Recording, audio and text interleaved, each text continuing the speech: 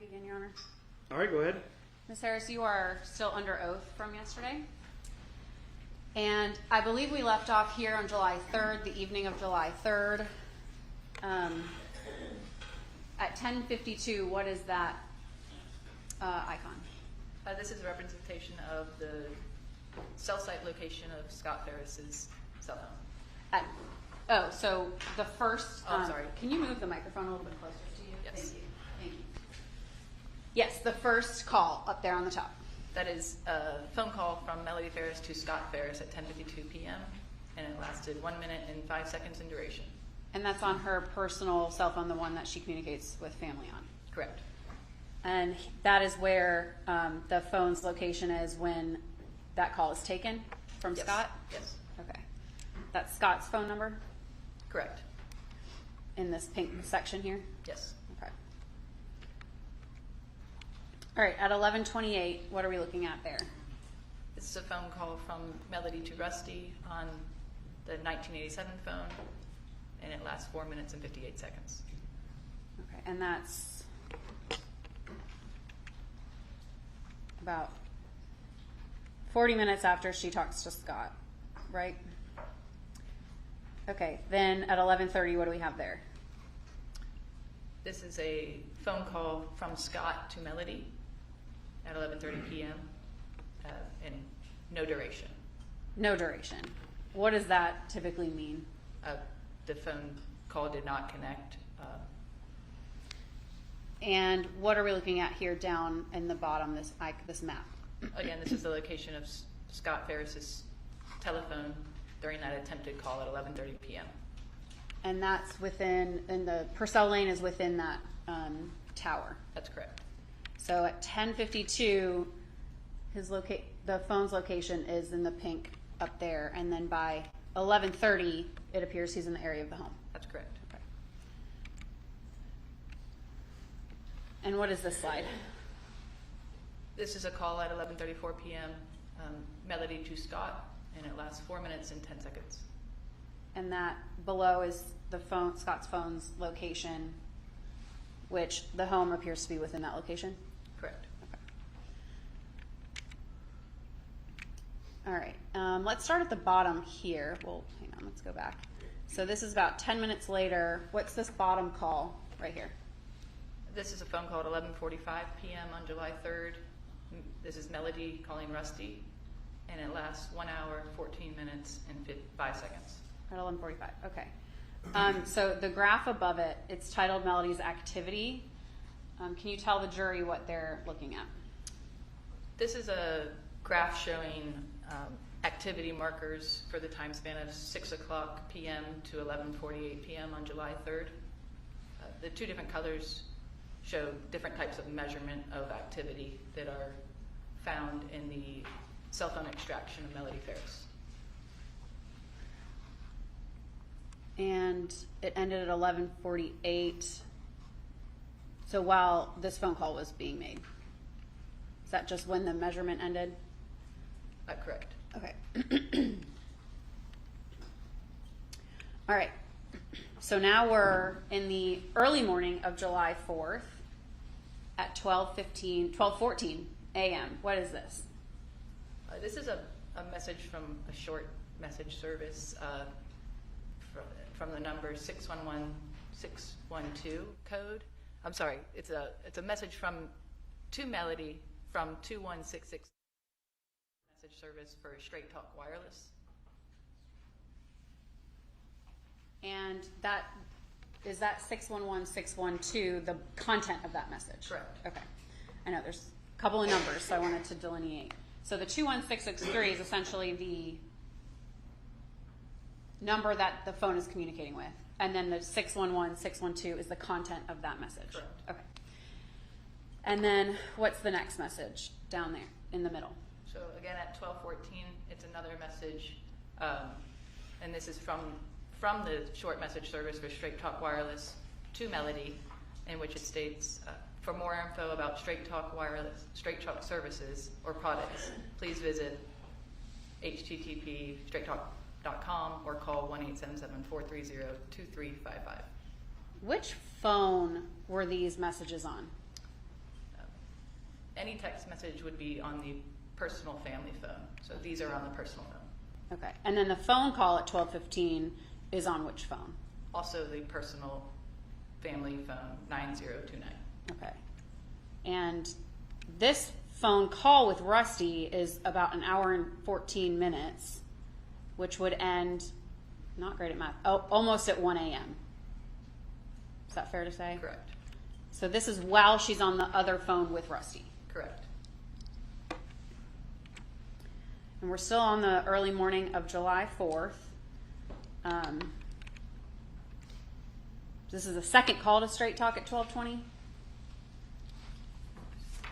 Here's the other side. 12:15, Correct. and then a second call about 4 minutes. Yes. Okay. And then the next two, well, the next message at 12:24 from Straight Talk, confirmation. Thank you for adding airtime. Correct.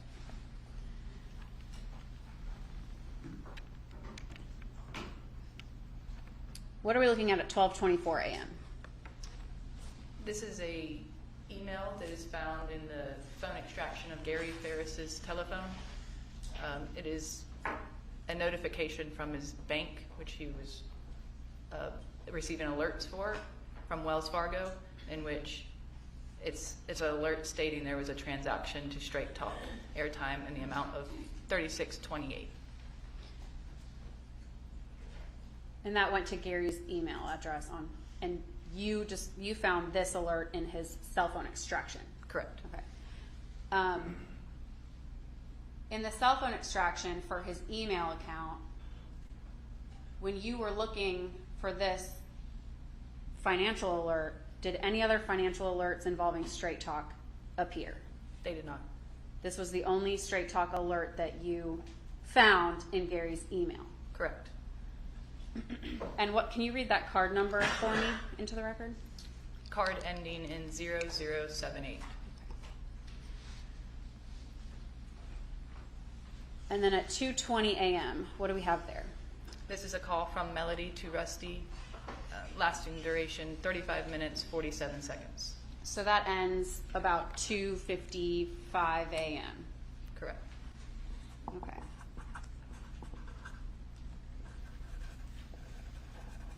On the morning of July 4th. Yes. All right. What are we looking at 5:52 a.m.? This is a location of Gary Ferris's handset based upon the Google location records. This is the date of July 4th, 2018, and the time is 5:52 a.m. And the radius shown here, the certainty that Google provides of this location is 11 meters. So that covers a portion of outside and then a portion of the house, that bottom portion of the house. And we have kind of a clearer photo. Looks like it kind of covers this back area right there. Correct.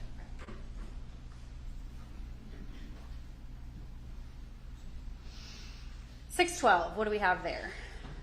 This is a call, 6:12 a.m., Scott Ferris to Melody Farris, lasting 9 seconds in duration.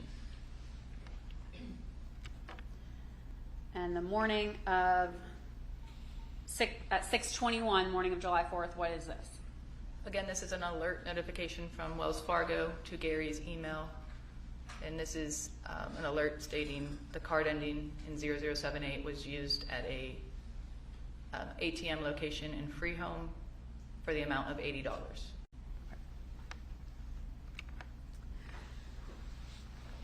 And at 6:24, what are we looking at there? Again, this is a handset precision location of Gary Ferris's device. This is at 6:24 a.m. and the certainty of this location is 31 meters. And so a large portion of that is the woods, and then it barely touches the side of the house. Is that fair to say? Correct.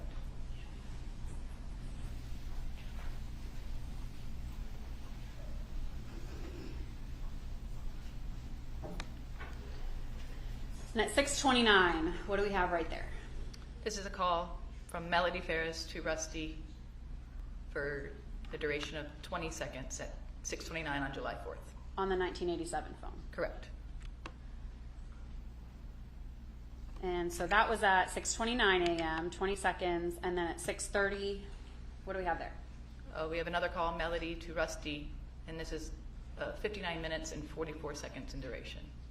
And at 6:32, we moved to some of Scott's conversations. What do we have there? This is a text message thread located in Scott's phone extraction. This is Scott to Ted at 6:32 a.m. saying, "Y'all up." And then Scott says what? Well, Ted says what? Ted replies at 6:34, "Yes, sir." And then what does Scott say?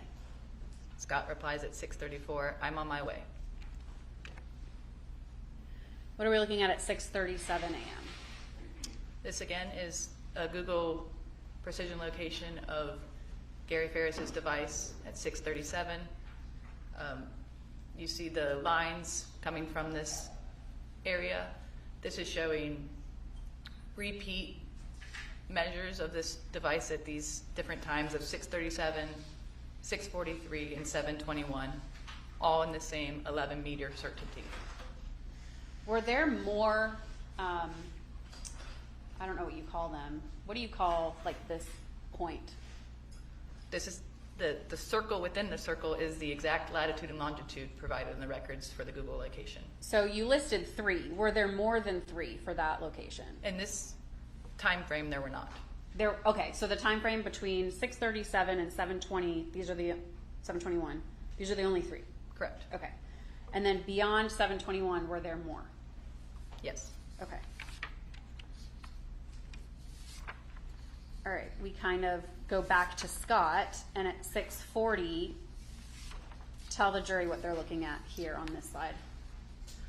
This is showing Scott's cell site location for his device at 6:40 a.m. and at 6:46 a.m. And the tower here, as you can see, it's showing you that pi, the sector of the tower, the face of the tower that this call was transmitted from. This call text message data point of the device, some transmission, in which these two transmissions occur at 6:40 a.m. and 6:46 a.m.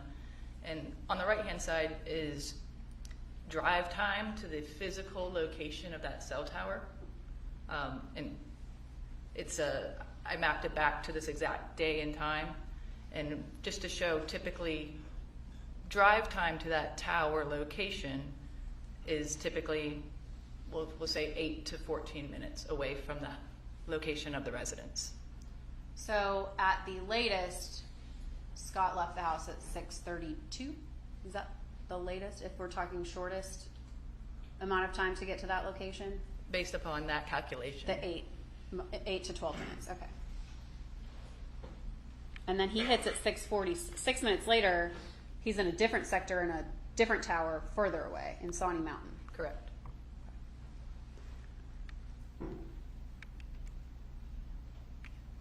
Okay, at 7:58 through 9:05, what are we looking at there? This is showing, again, the Google location, precision location of Gary's handset during these times, and they do overlap based upon the certainty of the meters provided. So at 7:58, we have an 11-meter precision location. The next data point is at 8:21, which is much larger at 21 meters, and then the next data point is at 9:05 a.m., which is 10 meters. So for this time frame, were there more data points than the 3 that you're showing? These are the only ones during this time frame. Okay.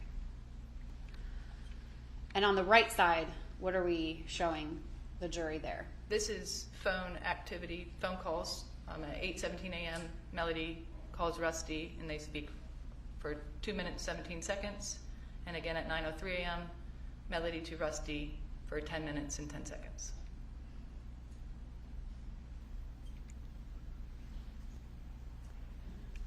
Okay, so on the left side, you have 9:05 to 11:16. Is that the only data point for that time frame for Gary's handset? Again, yes, these are repeat data points with the same certainty during that time frame. And on the right side, what are you showing there? This is phone activity. This is at 9:13 a.m. Amanda to Melody on the personal family phone, calling. They speak for 3 minutes and 54 seconds. At 9:17, Melody calls Rusty on the 1987 phone for 3 minutes and 34 seconds. Again, at 10:18 a.m.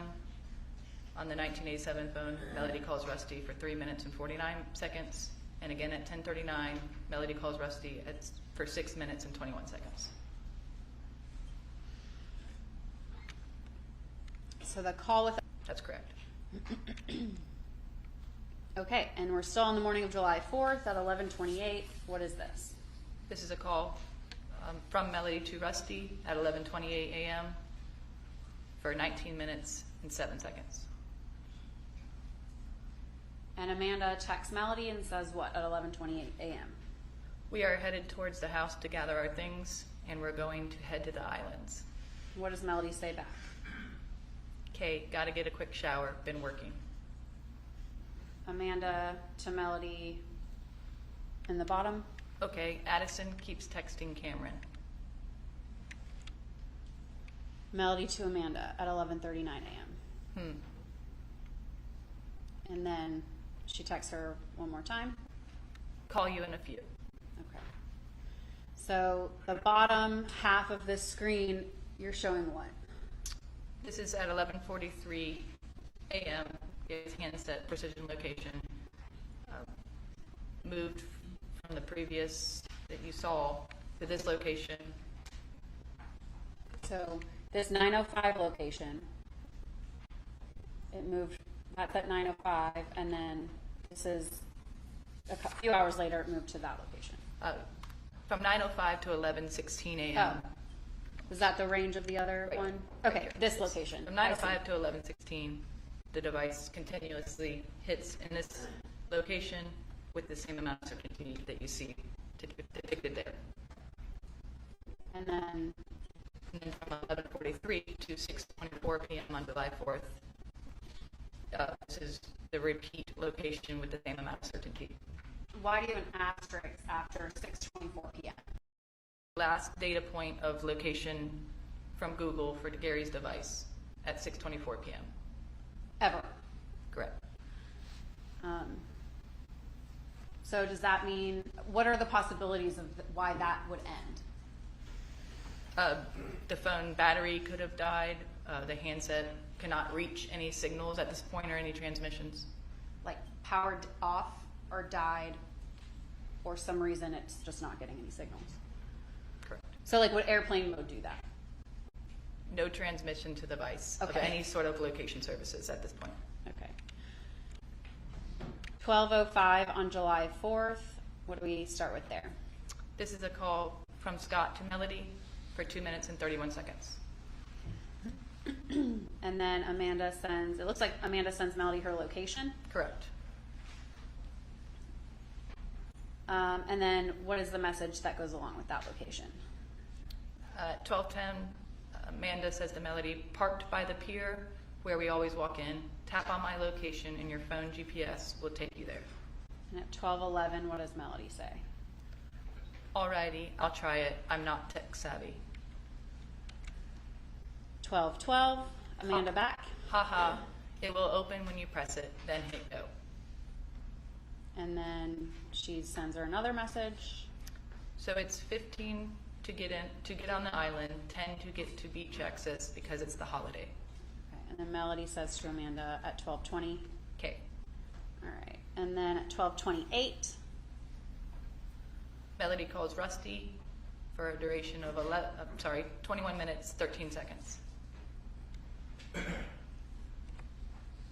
12:29, conversation continues with Amanda. Amanda tells Melody, bring a chair if you have one. We're running back to the house to get ours. And then you can keep reading. Okay. A lot more people, but we got a nice spot with the pop-up tent. Okay, and then Melody says what? Don't think I have one. 12:31. You have that lounger. It's heavy though. We will have 3. Cameron can sit on the sand. Ha. And that's Amanda to Melody. Correct. What do we have at 12:45 p.m.? Addie sent a text message to Melody at 12:45 p.m. Is a sleepover at your house tonight still on? Melody says it looks like accidentally to Amanda. Melody says to Amanda at 12:46, yes, sweetie, it's fine. And then, sorry, meant for Addison, and then actually replies to Addison. Yes. Okay, yes, sweetie, it is 12:46. Addison, what does she say back to Melody? Okay, great. 12:47.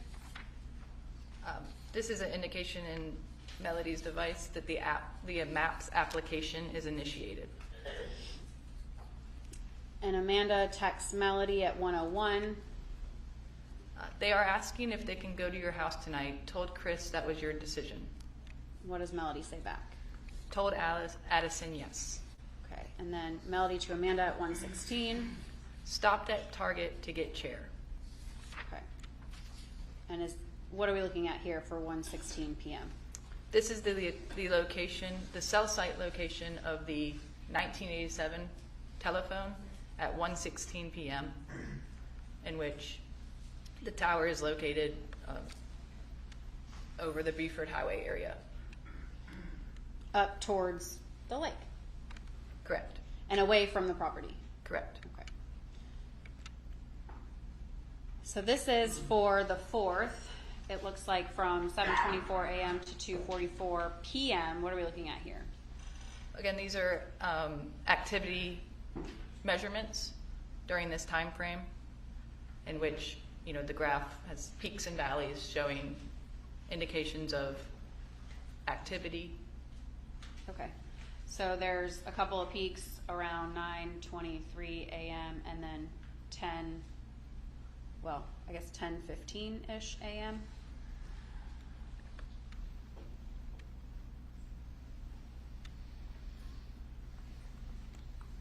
Okay, what are we looking at on this slide? This looks like Scott's activity from 9 p.m. on the 3rd to July 4th at 7 a.m.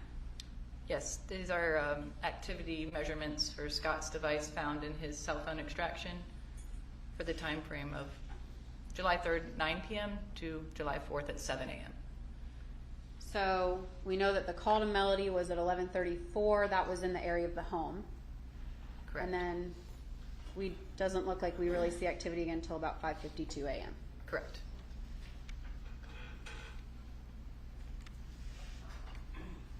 And then what are we looking at here? This is Scott Ferris's activity measurements from July 4th to July 5th morning, 8 p.m. on July 4th to 10 a.m. on July 5th. Okay. So about between 11:24 and it looks like 12 a.m. no activity until the morning around 8:22 a.m. Correct. What are we looking at here? This is just a record from Gary Ferris's email records within his cell phone extraction, in which emails were indicated as read or unread. This shows the last status of read in the device was at 2:05 p.m. on July 3rd, 2018. And we know that his phone location had him going out to dinner between, I would say, around the hours of like 8 and 9 p.m. So he doesn't read any of those either, right? So they remain unread up till about 9 p.m. But then the rest are also unread, and Correct. they go all the way to July 4th at 11:09 a.m. Correct. These are all in the status of unread in the device.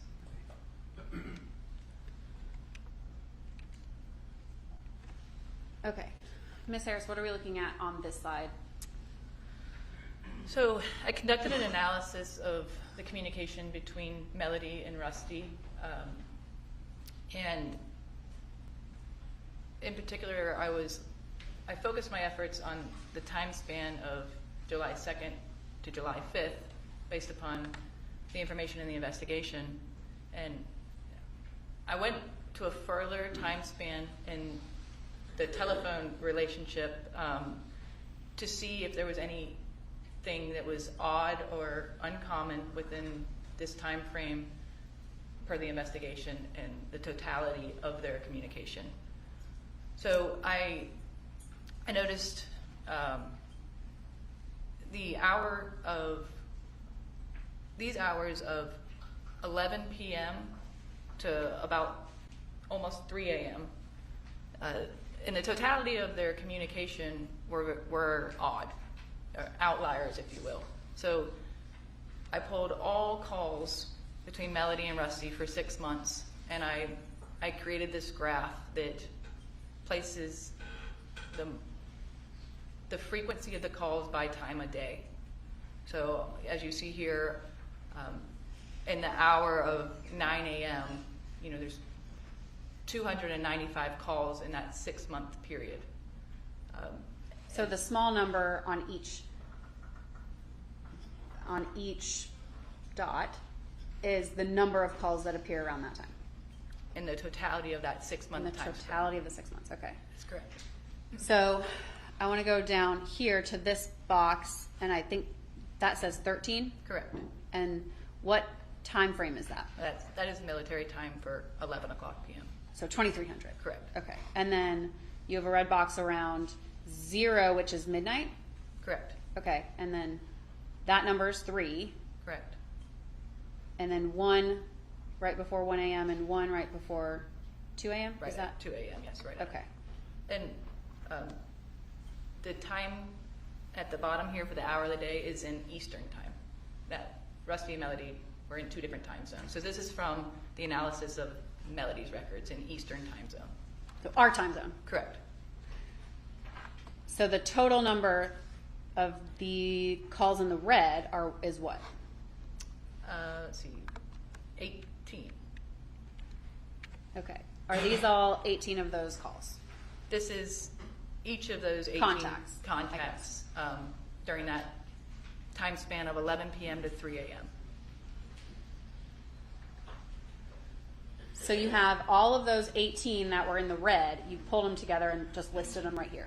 In the red boxes, that's correct. Yeah. Okay. I wanted to see if there was anything common on these days of why this contact is different at these times of nights. So the bottom 3, what dates were those? Those are 2 on July 3rd, 1 on July 4th, 2018. What are the times for the July 3rd calls? 23:28 or 11:28 p.m., 23:45 or 11:45 p.m., and 2:20 a.m. on July 4th. So the call at 11:28 p.m. was about 5 minutes, 4 minutes and 58 seconds.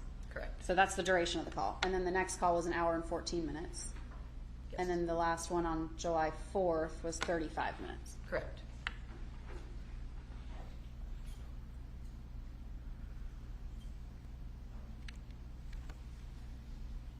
What are we looking at here? So this is sort of a breakdown of the analysis of what you just saw. In that 6-month time span of January 2018 to July 5th, 2018, there was 3,478 contacts total between Melody and Rusty. Contacts. So that includes text and call. Any contact, yes. Okay. And this is total contacts in that amount of time frame. And then it's breaking down to those 18 that happen between 11 p.m. and 3 a.m., in which 3 of those 18 calls take place July 3rd and July 4th, and only 1 call out of the total 3,478 calls total in that 6-month time frame ever took place after 12:05 a.m., which that call took place on July 4th, 2018. At 2:20 a.m. At 2:20 a.m.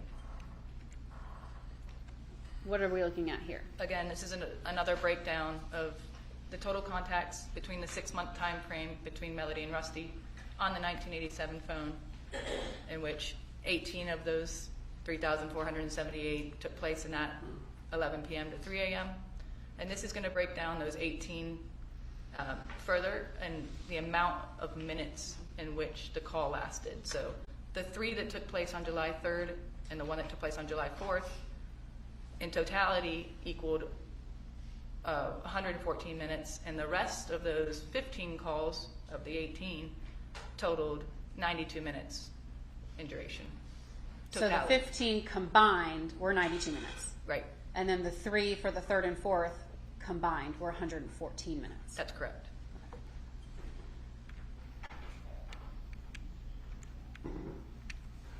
What are we looking at on this slide? So this is a scatter plot of, again, all activity calculated for a year's time span that was derived from Melody Farris's phone extraction. I looked at 1 year of data of health information that was provided in the phone, and I again looked for any potential outliers based upon the activity. And there was over, between the hour of 11 p.m. and 12 a.m., there was 28 days out of the 361 days that I received data points in the health activity. So out of those 361 days, 28 days, there was some measurement of activity that took place between 11 p.m. and 12 a.m. within her device. This So scatter these are plot, all those 28 days. this represents those 28 days Okay. and the activity scale based upon where the dot is. And this helped me identify, again, any outliers. And so you have 9/7/2017 and 9/30/2017 appear higher up on the plot. Correct. So the arrow is going up, so that's more activity. And then were you able to determine what those dates signified? The 7th and the 30th? Sure, so in analysis, why is this odd? So with this, I took these outliers and I went back and I researched within the data I have in the phones, and I wanted to know what happened on September 7th of 2017, why so much activity. So within the data found in the phone from various sources, it was this on 9/7/2017, the device has very little telephone activity, and when I'm talking about device extraction, I'm only speaking about the family phone 9029. It's the only extraction I had for Melody Farris. So the days prior to September 7th, no phone activity at all. On September 7th, 2017, the phone connects to a Wi-Fi in the name of hedonism, and the Wi-Fi, it was a public Wi-Fi for the resort of the Hedonism Resort in Jamaica. So the device was connecting to a Wi-Fi in Jamaica on Correct. the 7th. Okay, Yes. and then what about the 30th? On the 30th, I went back and looked at the timeline of phone calls and text messages and photos within the device and determined on September 30th, 2017, it appeared that Melody Farris was in Nashville. I believe there was a baby shower the next day. This was a Saturday, and messages indicate potentially going out in Nashville with Amanda Okay. On the 30th. on the 30th. Okay, and then we have July 3rd, 2 nights before Gary's remains were found. Correct. Okay. Ms. Harris, when you looked at the cell tower dumps, you're able to search phone numbers within the tower dumps? I am. Did you search Chris Ferris's phone number in those tower dumps? I did. And between, we'll say, the night of the 3rd going into the 4th, did you find his number in those tower dumps? So Chris Ferris's phone will show in the tower dump, but it's never, if you remember we talked about the target, it's never the one that's in the location of the cell site of the towers that were dumped. It's one being called by someone in a location. So his phone will appear, but he is not the device within the cell tower location. So let's say if Gary called him, his number That's showed correct. up. And then if Amanda called him, his number showed up. That is correct. That 353 and 351 call On the 3rd? on July 3rd, back and forth Gary and Chris, those show up within the tower based upon Gary Ferris's location and the attempt to call him. And then when was Amanda's call to Chris? It was around noon, I believe, on July 5th. Okay, and between those 3 calls, no, his number doesn't show up at all That's correct. in those tower dumps. And that's if you use the phone in the location. Right, the phone has to be used to receive that location. If there's no activity on the phone, no calls being made, it would not show up in the tower. But ultimately, the only times his number shows up was he was being called by someone in that location. That's correct. Okay, Ms. Harris, that's all I have for you. Great. Your Honor, if we could take a brief 5-minute break. All right. All right, y'all step out for just a second. All right, ladies and gentlemen, we're kind of ahead, which is good. Someone asked about lunch. Y'all didn't get menus this morning, so that means you're not having lunch brought in. We're going to take probably give y'all an hour and a half. We're probably going to go a little longer and then break for lunch. And then we're potentially setting up another Zoom call this afternoon, so I'm going to need a little bit of time for that. So I'm going to give y'all probably an hour and a half break for lunch. But we may go till 12:30, 1 o'clock before we do that. All right? Go ahead, Mr. Weaver. Thank you, Your Honor. Good morning. Was it Commander? Yes. Good morning, Commander Harris. I am John Luke Weaver, and I, along with Michael Ray, represent Melody Farris. I want to talk to you about this slide right here. So you've created this slide, yes? That's correct. All right. And so, and Your Honor, I'm going to have to kind of go back and forth with the Elmo. If we Let me know. Can we go ahead and switch to the Elmo? All right.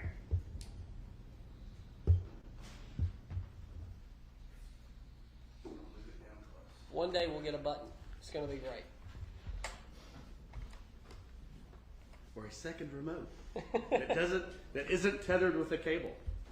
And Judge, I've stipulated to the admission of all of these exhibits. All right. So that would be defendants Harris 1 through 16.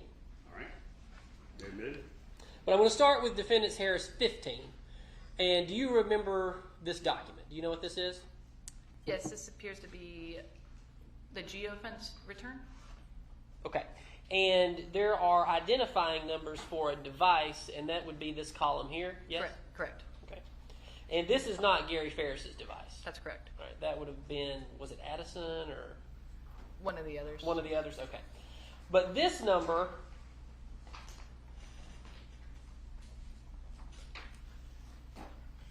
this 211 the identifying number of Gary Ferris's phone, yes?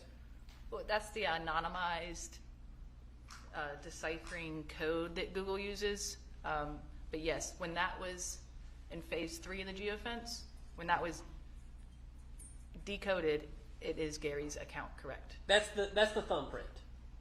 Correct. Okay, just the identifier of that phone. Anonymized. I don't speak that language. Okay, it's a specific set of numbers that Google uses Sure. to pinpoint a device without telling us the device, But phone number or Gmail account. But that is to Google Gary Ferris's phone.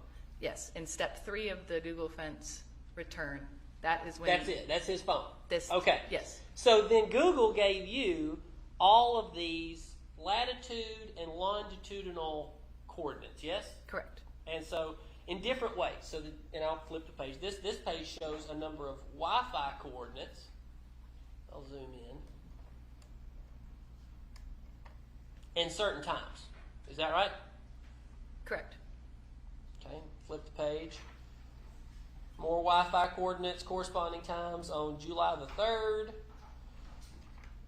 through July the 4th. And then we see about midway down this page that it switches over to GPS coordinates, yes? Appears so, yes. Okay, so this is the raw data that you used to create your PowerPoint presentation, right? So I used the Google return for his Gmail account. Right? So that appears to be the geofence because it has those other accounts on it. Okay, So I used just Google. his Google return, right? His Google return, Gmail account, Absolutely, yes. not this. But there's other ways of determining where his phone is as well, right? Through those. So both records Yes. should correlate. Okay, good. But you didn't, and I noticed that you did not use the Wi-Fi coordinates in this PowerPoint, correct? You know, both were used, I believe, as far as GPS or Wi-Fi, depending on the time of the transaction. Okay. Well, let's talk. Well, depending on the time, but let's talk about this. What would these be? Well, I would have to look at the raw record and match it up to this time. Oh, sure, absolutely. May I approach you? Thank you. You told us that at the beginning of the trial, but habit. So this is July 3rd, 8/28, which is 2028. So the 8/28 point there is indeed a Wi-Fi source. That's a Wi-Fi source. Correct. Okay. Based upon the record. Well, so what about 8:30? Could that possibly be? I mean, up through 8:40, I don't imagine you could still be on the Wi-Fi that far away. That's a number of miles, is it not? Well, so exactly. So your records here, again, being the geofence, Sure. at 8:30, that moved outside of the geofence, so it's not on this record. So then your GPS, or what are you using? Well, the record states it's using Wi-Fi. Okay. But there are some GPS coordinates in that record. Absolutely. Okay. I'm asking you for this jury, Sure. when you created this, because you created this image out of data somewhere. Correct. So it's both Wi-Fi and then it's also GPS, or It's completely based on what the record is. okay, But I can't confirm what 8:30 is with this. okay, I would need the Google return raw record to show you the source of 8:30. okay. All right, but not for this. This is the wrong record for that. This is the raw record for the geofence. So Okay. once those points go outside of the virtual fence, that record does not show them. Okay.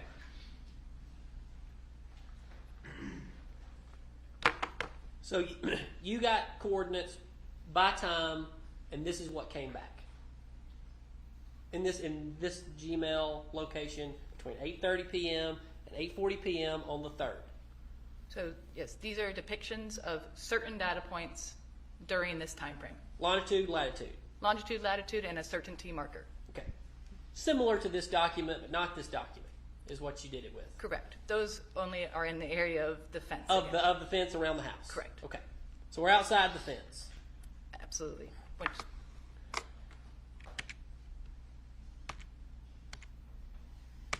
Yeah. There we go. This one right here. yes. So between 8:40 and 9:21, Gary Ferris's phone did not move from this location. That is correct. That is a precision location during that time, between that 8:40 to 9:21. Now I noticed, for your other PowerPoints, you did like meters and how within the precision. I don't Correct. see it on this one. Yeah. Absolutely. I should have indicated the meters there, but if you have the raw record, I can tell you the meters. I don't know where the raw Okay. record is. But this is similar style that you used in the other images that we saw around the house and the burn pile. That's correct. Okay. But where is this? So this is in the area of Free Home. I looked up this shopping center in that corner. Now it's called B&B Tavern. Okay. I believe back in 2018 it was a different restaurant. So we've been Publix. That there's like a Publix in there, Yeah, I'm really not familiar with that area. and so- then literally across the street is the Free Home precinct that we've been talking about in this case, where Detective Hayes did most of the investigation. I did not look at the relative.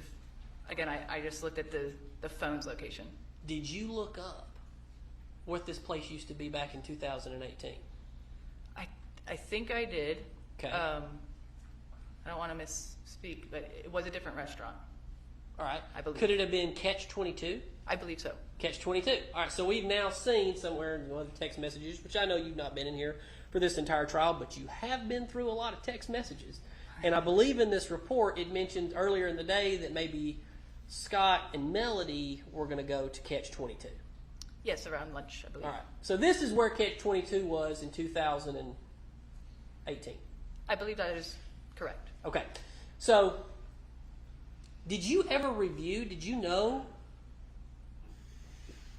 Gary was there? Did you ever extract any photo information from security cameras or extract any data about his credit card use or anything like that for Catch-22?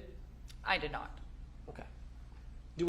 Meaning there was a possibility that he could have had dinner with somebody and we have no idea who that was. I can only speak to the location of the device during that time based upon my analysis. Device at restaurant. Okay. And so we think he left the restaurant about 9:26. And it looks to be still in the area of the restaurant at that time, but the next data point is 9:32, and it is away.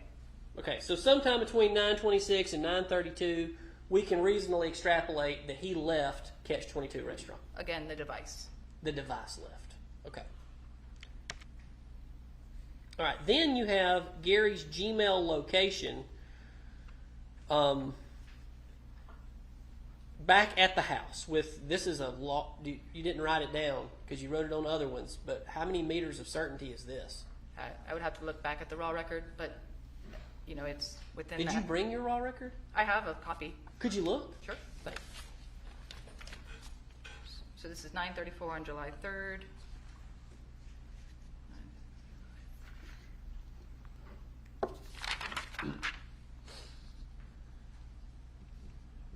So this is a 29 meter certainty. Okay. How many feet is in a meter? I think it's around 3.3. 3.3. So then how many feet would this be? 29 times 3.3. Thank you.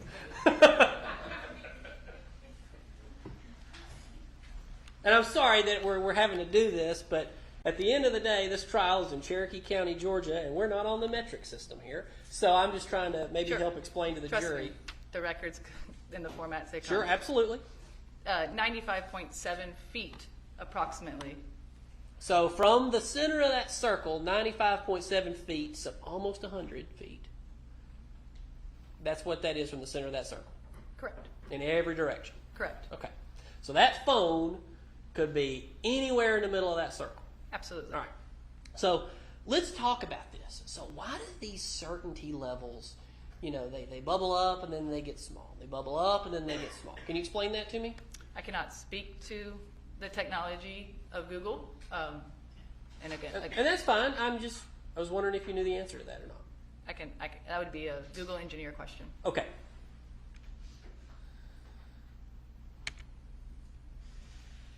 So then we move off, and I think, Miss Frankish did a great job of kind of drawing the pies coming off of the cell phone tower. And that's older science. That's been around for quite a while, yes? Yes. Okay.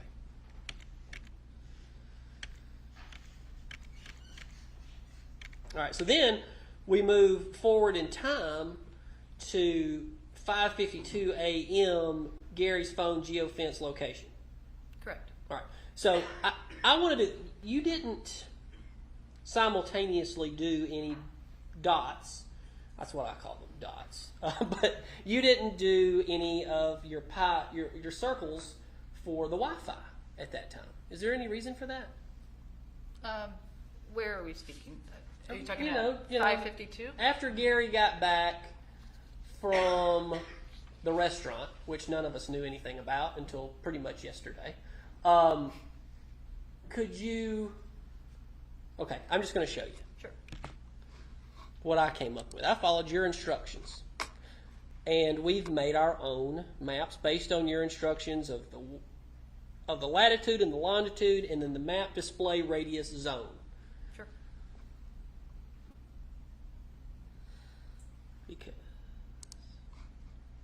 So I'm going to show you what is marked as Defense Exhibit Harris 1.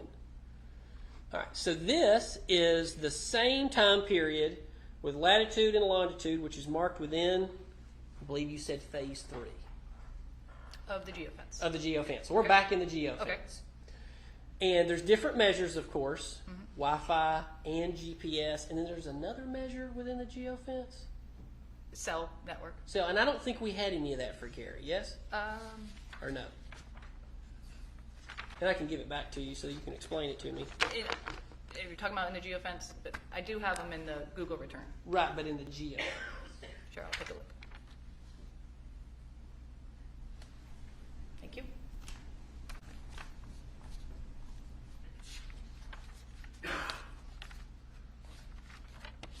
I do not see any source of cell. Okay, no source of cell. So these Wi-Fi pings, could you go look at the time period for 12:49 a.m. and 1:09 a.m. and 2 a.m. and 2:12 a.m. on 7/4/2018? So you could tell me how big the radius is on that. So, am I doing 1249 through 109? I believe that's the data point. Just that general area, so you could tell me how big that radius is in my picture.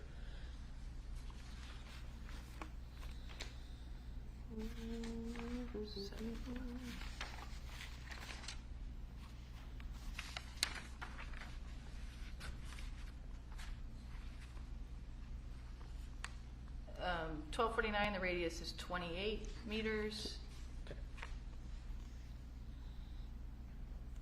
109, 28 meters. 2 o'clock a.m., 28 meters. 2 o'clock again, 28 meters. 2:12, 28 meters. Okay. So, next I'm going to show you Harris 2. Defense 2. This would be 1:21 and 31 seconds in the morning on the morning of the 4th. Where does it show Gary's phone? 120. And I want you to and make sure, check my work. The longitude and latitude dot and the radius that it says. 1:21 a.m. on 7/4. I don't show a record here. All right, how about I approach with one where we've specifically got Wi-Fi pings? How about 123, 7/4?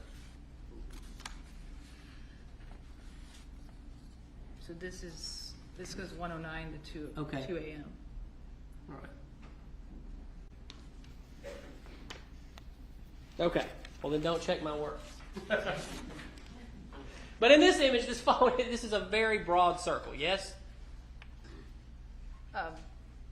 Relatively. Okay. And so Wi-Fi. Tell me how Wi-Fi works versus GPS. Again, I cannot speak to the engineering on how it's calculated. My common knowledge would be distance to the router, but I understand things can interfere with that as well. So I really can't speak to how it's calculated. Okay, so you just don't know.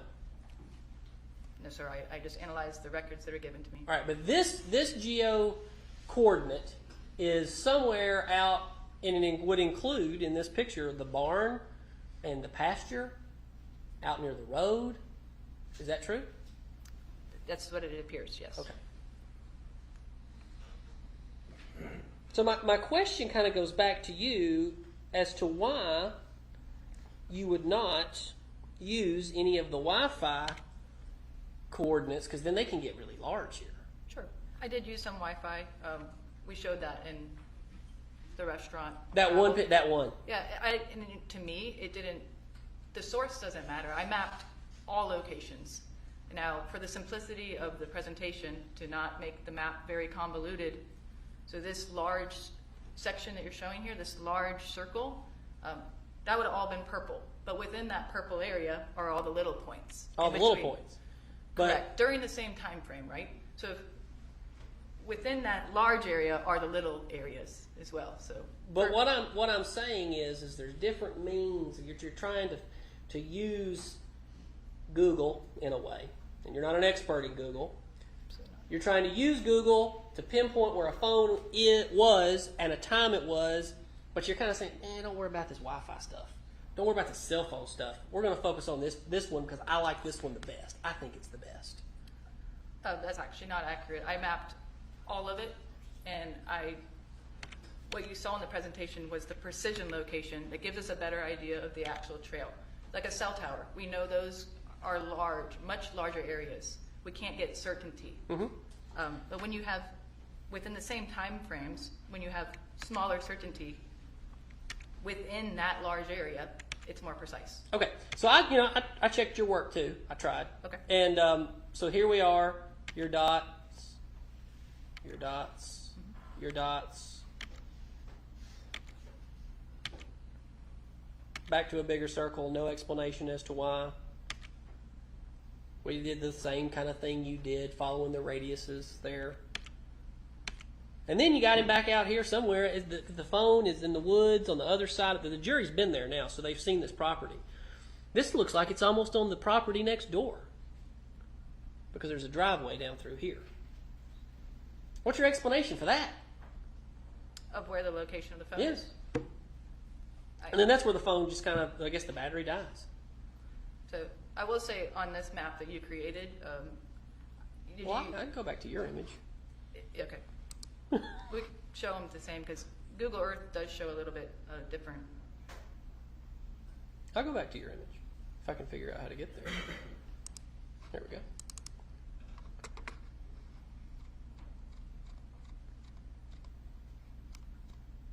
Here we go. Right. This one right here? Right. Correct. Okay. So this is a much greater bird's eye view from the image you just showed me. As you can see, it does still touch part of the house, or could be, or a driveway. It's Well, the not merely jury's wooded. been there now, and have you been out at the property? I have by the way? not. Okay. So this is out kind of in the driveway, in the woods. Chicken coop appears to be right there, but it's not in the house, right? I cannot say what that little sliver that it is touching is. Do you have any clue where Gary's phone was found in this case? I do not. Okay.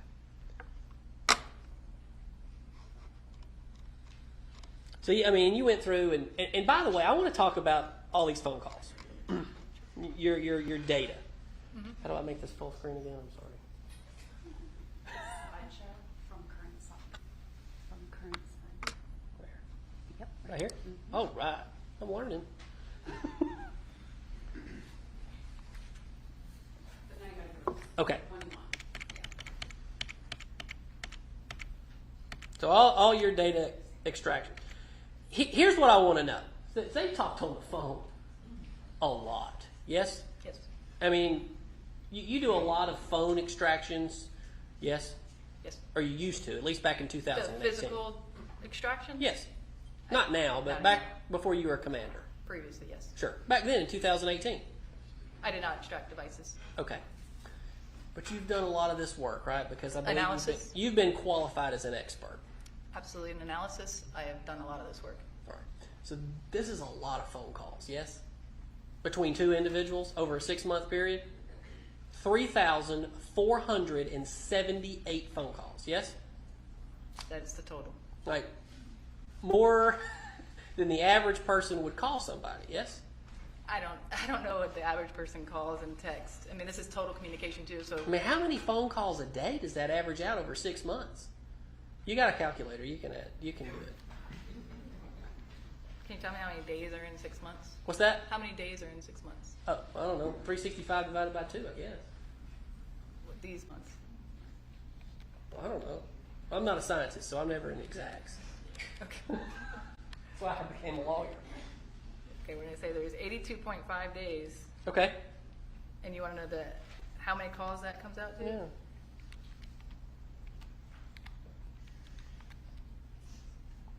Over 42 calls a day, or contacts a day.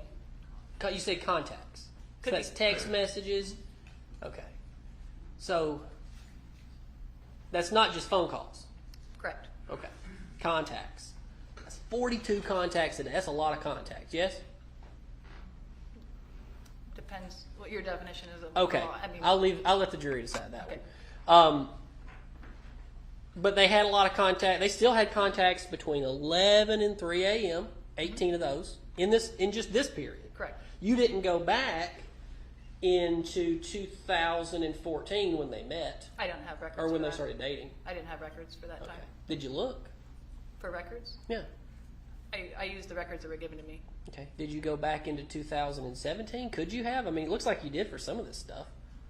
The records that were given to me, I believe, went back to July of 2017. Right, but you only did 6 months. You didn't do the full year. Why?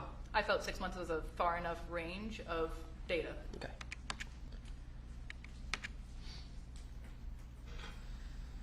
All right. Melody and Rusty communication by hour of day, 6 month time span. You know, got to get these. What are the number of reg? You got 295, 240. What do these numbers mean? That's the number of contacts. On average for that time of day, That's the exact number of contacts at those specific times. when you take all the contacts across 6 months, right? Correct. Okay. So, how did you add all this up? Did you do it with a calculator? What did you do? So again, we use PenLink, a software, and ingest the records in. And in there, I'm able to use statistical reports to say, you know, I'm interested in breakdown by day a week, by hour of day. So it helps me with this type of analysis for Okay, large and- amounts of data. Again, you do not work for PenLink, correct? I do not. And you have not been. You're not an expert in PenLink. I am not an expert in PenLink. It's just a software. You hit download, and it spits out this report. Yes. I created the report within the software. It doesn't just spit it out for me. I have to give it parameters. I have to give it date ranges. I have to choose my phone number. Right, but you put it in, and it made this report, not you. The software. The software. Absolutely. That's what the software. It reads the records and produces these numbers. Right. You didn't sit here and you didn't draw this out. It did. The software. Right, the software. Okay.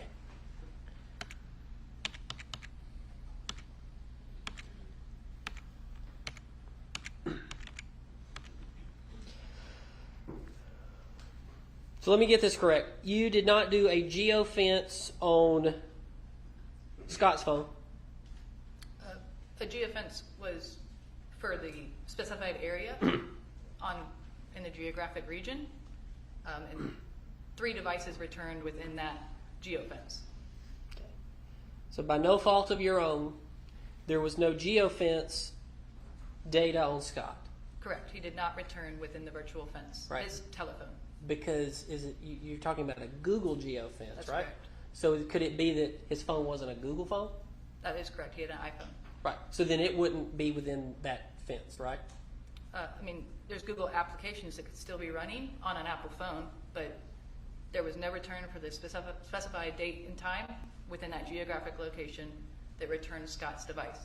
But y'all could have gone out and looked for stuff like that for his device. There's different geofences used by different companies. Yes, sir. And we didn't need to do a geofence because we knew his phone number, so records were obtained for his device. But you don't have that very tight location like you do for Gary's phone.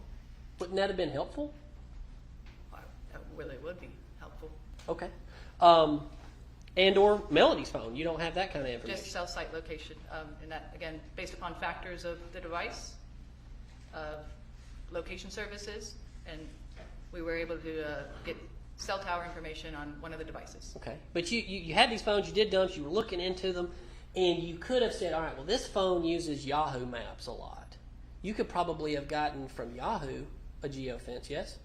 You know, I don't know what companies do geofences. Google is the most common that is used. Okay. But it's a step that you could have taken. You could have gone another step further and looked into these apps to get more information on the phone of Scott Ferris and Melody Farris and where they were. Yes? Well, my role in this is, again, when records are obtained, I analyze them. So I'm not the one out there creating the search warrants and fetching the data. I analyze the records that are maintained or obtained. Okay, so those records were never given to you, yes? Correct. Correct. But it would have been possible with those phones and those applications that more data could have been gathered to give to you to analyze. Yes? So, specifically, like you said, Yahoo, I'm not familiar of a geofence of any other company. I have only, I'm just using that as an example. Okay. I am only familiar with Google geofences. Like DoorDash. I like DoorDash, right? So DoorDash probably has a geofence at this point, I imagine. You could use something like that. I am unfamiliar with any DoorDash geofence. Okay.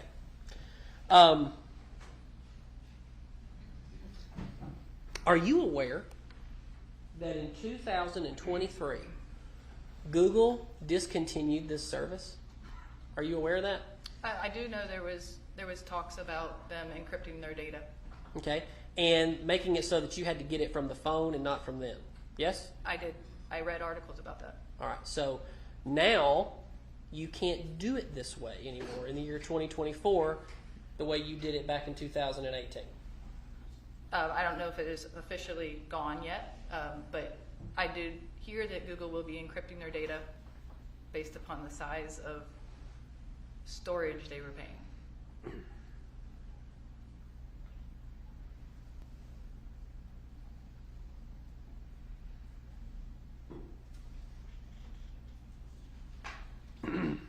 Okay.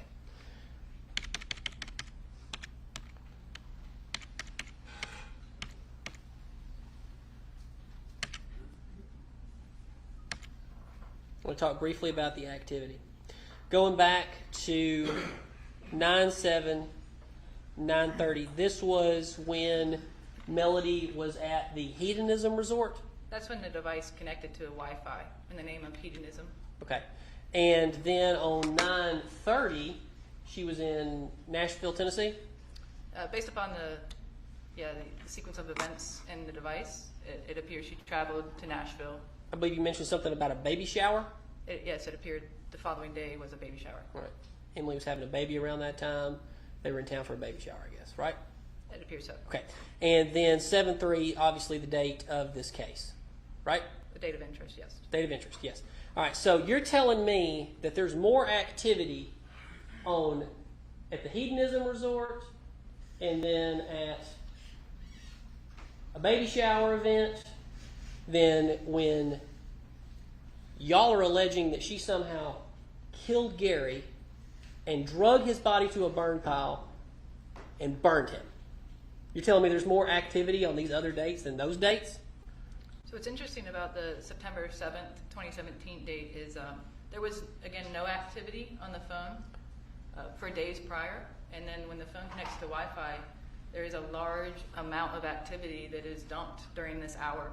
So again, I cannot speak to... So then that would make this to be some kind of a misnomer on your graph. I only speak to the records that were given. Okay, So the all right. records were given in the exact... Well, then how about 9:30? How about 9:30 then? Let's talk about the baby shower. Oh, okay, absolutely, yes. That activity was heightened on that date during this hour. Okay. More than 7/3. Absolutely. All I can speak to is the sequence of events in the phone again.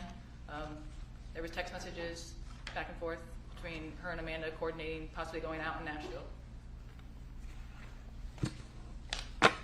That's all I have, Judge. All right, redirect.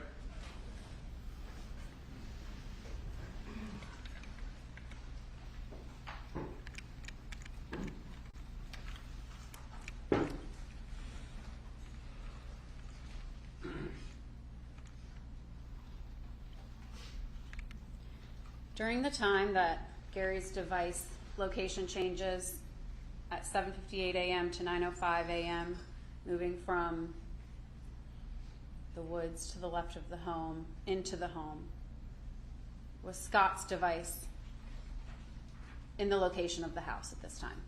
No. Where was the location of Scott's device? In the northern area near Lake Lanier. Like Forsyth County, like North Forsyth County, Dawson County area? Yeah. That's all I have, Judge. Thank you. No follow-up. All right, you can sit down. Thank you, ma'am. Thank you. Just, can we have just one more? Can we approach? Are we doing? We'll call Martha Jane. All right. Let's take short, because this is gonna probably go an hour-ish, maybe? Probably, yes. Yeah, so let's take a short break, and then after this witness will break for lunch. So it may go an hour and a half.